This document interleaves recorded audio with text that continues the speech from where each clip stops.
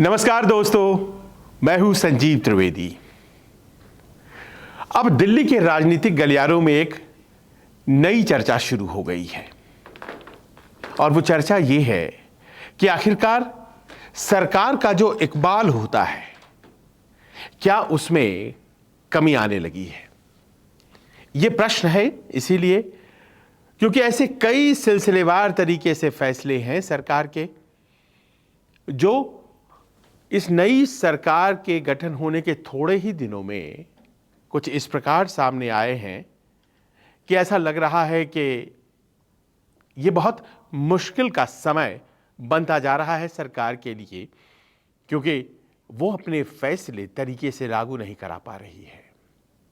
ये जो विश्वास का संकट है, ये कहां से उपजता है सबको पता है, आंकड़ों से। और ऐसे में जबकि ये जो तीसरी पारी है प्रधानमंत्री मोदी की, इसकी शुरुआत में ही कहा यह जा रहा है कि स्पीड ब्रेकर्स लगने लगे हैं, तो जाहिर है कि आने वाले दिन कैसे होंगे। जब रात है ऐसी मतवाली तो सुबह का आलम क्या होगा। और इसी प्रश्न के साथ आज हम आपसे मुखातिब हैं कि आने वाले दिनों में वो चीज़ें जिसका कि समर्थन सरकार करती आई थी और जिस हनक से उसे शुरुआत के 2 कार्यकालों में लागू किया गया था, क्या वो अब संभव है। इसीलिए कि सहयोगी क्या चाहते हैं, सहयोगी कैसे सोचते हैं और सहयोगियों के दिल में क्या है, ये अब करीब करीब साफ होने लगा है। भारत बंद सामने है और भारत बंद एक ऐसे समय पर हो रहा है जब आप जानते हैं कि आरक्षण के प्रश्न पर बार बार सरकार को घेरा जा रहा है। सरकार को इस बात के लिए टारगेट किया जा रहा है कि वो आरक्षण का विरोध करती है, भीतर खाने वो नहीं चाहती है कि वो आरक्षण दे। लैटरल एंट्री वाले मामले में तो स्पष्ट रूप से यही कहा गया। ओबीसी, एससी, एसटी आरक्षण सरकार देना नहीं चाहती है। और इस तरह से विपक्षी दलों ने जो एक नैरेटिव चलाया, जो लामबंदी की, उसका माकूल फायदा भी मिलता नजर आ रहा है। लोकसभा चुनाव से ये जो नैरेटिव शुरू हुआ, इसने करीब करीब सत्ता पक्ष को बैकफुट पर कर दिया है। लेकिन प्रश्न यहां पर यह है कि क्या जब वो सत्ता में थी भारतीय जनता पार्टी की सरकार, और थी क्या है, अभी तो एनडीए है, लेकिन अकेले भारतीय जनता पार्टी जब बहुमत में थी तो क्या उस वक्त भी अपने फैसलों को वो आसानी से लागू करवा ले रही थी।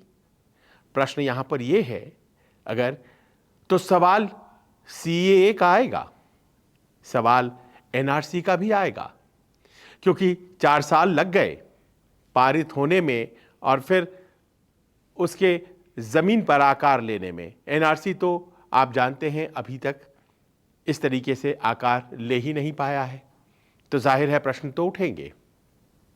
ठीक उसी प्रकार जैसे कि फैसला ले लिया गया 3 किसान कानून और ये बताया गया कि ये सरकार किसानों के हक में ले रही है, उस वक्त तो बहुमत था, कोई ऐसा रोक जो कि सहयोगी लगा सकते थे नहीं था।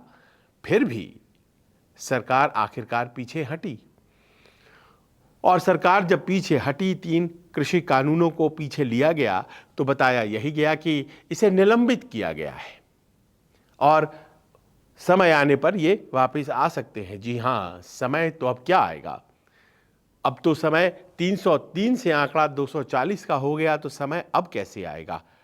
सवाल ये भी है कि आज भी किसान शंभू बॉर्डर पर नहीं लेकिन शंभू बॉर्डर पर तो बैठे हुए हैं और वो इस तरह से बैठे हुए हैं जैसे कि वो जो सियासी तौर पर अपनी अहमियत जताने की जो ख्वाहिश होती है उसको लेकर बैठे हुए हैं। सामने हरियाणा के चुनाव है और जो किसान बैठे हैं उनका ताल्लुक हरियाणा से भी है, पंजाब से भी है, और आप मानकर चलिए कि चीज़ें बहुत आसान सत्ता पक्ष के लिए किसान नहीं करने वाले हैं। उनका संघर्ष जो कि एमएसपी को वैधानिक दर्जा दिलाने का है, वो तो जारी है। हरियाणा के मुख्यमंत्री ने अभी पिछले दिनों ऐलान कर दिया था कि सभी फसलों को वो एमएसपी पर लेंगे, लेकिन उसकी घोषणा के साथ ही उसे खारिज भी कर दिया किसानों के संगठन ने। उन्हें तो एमएसपी की लीगल गारंटी चाहिए और विपक्ष ये गारंटी देने को तैयार है। और ऐसे में हरियाणा चुनाव हो रहे हैं, और अगर हरियाणा चुनाव किसानों के उस विरोध के साथ होते हैं तो आपको ये भी देखना पड़ेगा कि अग्निवीर का विरोध भी है और इसी क्षेत्र में है, तो वो कितना आसान होने जा रहा है सरकार के लिए।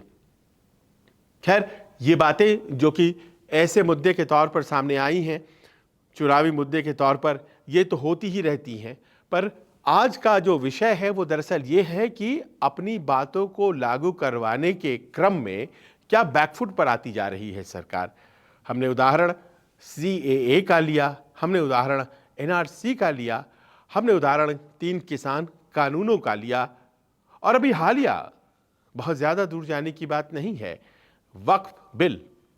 आपको याद होगा वक्फ बिल पर जिस तरह से सामने लाया गया, उसे ये समझाने की कोशिश की गई कि दरअसल इसमें कहीं कोई धर्म का मसला नहीं है, ये एक इंस्टीट्यूशन है जिसे नियमबद्ध करने का आज की तारीख में जो एक रिक्वायरमेंट है उसे पूरा किया जा रहा है।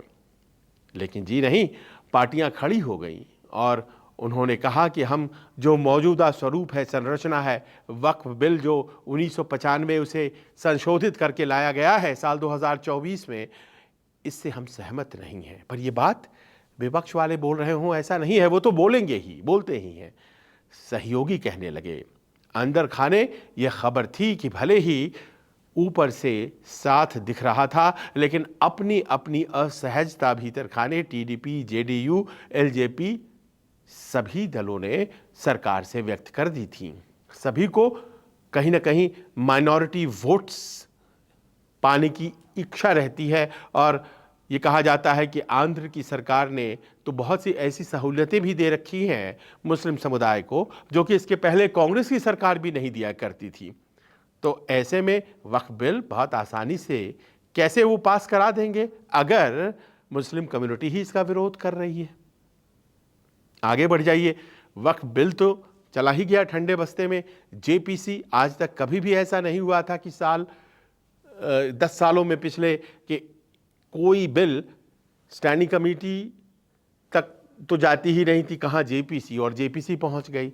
और कहा यही गया बहुत लोगों के द्वारा कि वो सत्ता पक्ष ठंडे बस्ते में डालकर आ गया बिल को।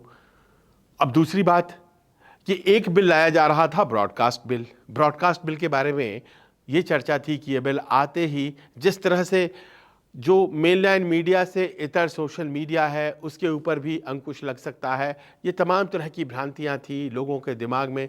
ब्रॉडकास्ट बिल आएगा तो हो सकता है कि मास मीडियम पर सरकार का जो अपना एक पकड़ जो है वो ज़्यादा बढ़ जाएगा, और उस पकड़ के बाद फिर बहुत ज़्यादा सरकार के खिलाफ मुद्दे नहीं उठाए जा सकेंगे। ये तमाम बातें ब्रॉडकास्ट बिल की अवधारणा के साथ जुड़ती चली गई थी, लेकिन वो बिल तो सतह पे आ ही नहीं पाया, और चर्चा भले हो गई कि वो आने वाला है, लेकिन आखिरकार जो विरोध का आलम देखा गया, उस विरोध के आलम के बाद तुरंत उस बिल को लाने से पहले ही कह दिया गया कि इसे रीफ्रेमिंग की ज़रूरत है, और वो रीफ्रेमिंग में चला गया। वो आ ही नहीं पाया। क्या हुआ उसका, आखिर क्या वजह थी, कुछ भी स्पष्ट नहीं हो पाया। लेकिन ब्रॉडकास्ट बिल शोर तो सुनाई पड़ा, लेकिन वो आ नहीं पाया। ये दूसरी कहानी इस सरकार के बनने की बात की है। पहले तो वक्फ बिल हो गया, दूसरी कहानी हो गई ये ब्रॉडकास्ट बिल की, और अब तीसरी कहानी जो कि सबके सामने है, लैटरल एंट्री वाली नौकरियों की। 45 पद जो कि joint secretary, deputy secretary, directors इसके होते UPSC के द्वारा निकाले गए थे, और कहा यही गया था कि लैटरल एंट्री तो इस सरकार में हो ही रही है, क्योंकि इसके पहले की सरकारों में भी हुई है, और इसमें कुछ नया नहीं हम कर रहे हैं। जी नहीं, आप नया कर रहे हैं। सहयोगियों ने कहा 45 पद निकाला आपने, वो भी जिसमें 10 पद जो हैं वो जॉइंट सेक्रेटरी के हैं। IAS जब बहुत सीनियर हो जाते हैं तब जाकर के जॉइंट सेक्रेटरी बनते हैं, और आप यूं ही दे देंगे उन्हें पद लैटरल एंट्री पर। सिर्फ एक इंटरव्यू पर और कहेंगे कि ये डोमेन एक्सपर्ट हैं, ये अपने क्षेत्र के विशेषज्ञ हैं, जी हम नहीं मानते, आप कहीं अपने लोगों को तो ना भर लें। अब ये लॉजिक अगर विपक्ष की तरफ से आती तो भी बात समझ में आती, लेकिन ये तो अपने भी कहने लगे, जो साथ में हैं, जो सहयोगी हैं। चिराग पासवान ने खुलकर कहा कि बिना आरक्षण के किसी भी तरह का लैटरल एंट्री उन्हें मंजूर नहीं होगा। जनता दल यूनाइटेड की तरफ से भी यही राय थी। अलबत्ता टीडीपी को लगता था कि एक्सपर्ट्स आने चाहिए सरकार में, क्योंकि बहुत से ऐसे विषय होते हैं जहां ज़रूरत पड़ती है एक्सपर्ट्स की। जैसे मान लीजिए जल प्रबंधन है, इसमें एक्सपर्ट्स की ज़रूरत पड़ेगी। सड़क परिवहन का क्षेत्र है, सड़क कैसे किफ़ायती तरीके से बनाया जाए, क्या टेक्नोलॉजी हो सकती है, इस क्षेत्र में काम कर रहे लोगों में से किसी विशेषज्ञ को लाया जाए क्या। न्यूट्रिशन, कुपोषण का क्षेत्र है, उस क्षेत्र में सिर्फ आईएएस से काम चलेगा या फिर इस क्षेत्र में दशकों से काम कर रहे एक्सपर्ट्स को लाया जाना चाहिए।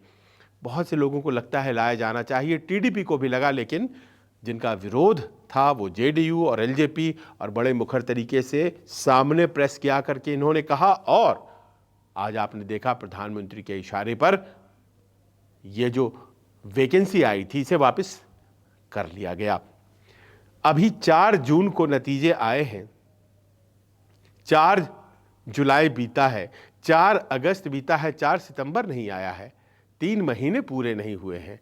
लेकिन देखिए किस तरह से कदम कदम पर बहुत सोच समझकर सरकार को चलना पड़ रहा है। और अब तो ऐसा हो रहा है कि कदम बढ़ा लेने के बाद पीछे खींचना पड़ रहा है। और इसी में अब बात आती है भारत बंद की। 1 अगस्त को सुप्रीम कोर्ट ने एक फैसला दिया है, कहा है कि जो 22.5% आरक्षण है अनुसूचित जाति जनजाति का, यानी कि 15% अनुसूचित जाति और 7.5% अनुसूचित जनजाति की आरक्षण में उपवर्गीकरण होगा। यानी कि कुछ दलित समुदाय है ऐसे, वो जातियां पीछे रह गई हैं, आरक्षण का लाभ नहीं ले पाई हैं, उनको विशेष तौर पर इसी 15% में आप लाभ दीजिए।